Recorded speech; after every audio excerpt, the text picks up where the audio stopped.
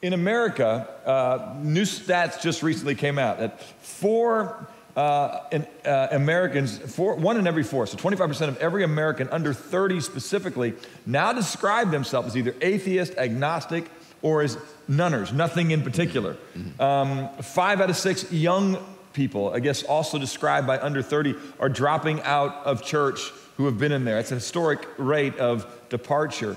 And as we've already acknowledged, books by the guys like Sam Harris and Richard Dawkins and Hitchens have just gone mainstream. Yes. So there is this renaissance. There is this great news source of information that's out there for everybody. But what do you attribute to the rise in skepticism and frankly just a rejection, an abandonment, a wondering, a seeking of this culture and the younger culture specifically? What goes on in the intellectual realm, the ivory tower, in the academic realm, takes a generation or two to filter down to popular culture.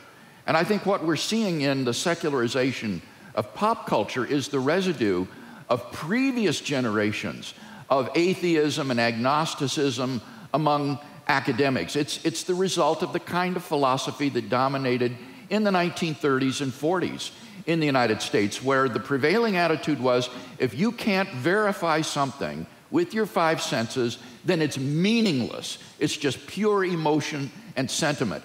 And the attitude that people like Dawkins, Hitchens, Harris, and others express is this old line verificationism from the 30s and 40s, which has been completely overtaken among academic philosophers, and it's going to take, I think, another generation for the true effect of this to be felt in pop culture. But I would say, Todd, where we already are seeing this filter down effect is in the tremendous surge of interest among lay people in Christian apologetics. Conferences like we had here yesterday are not being imposed from the top down.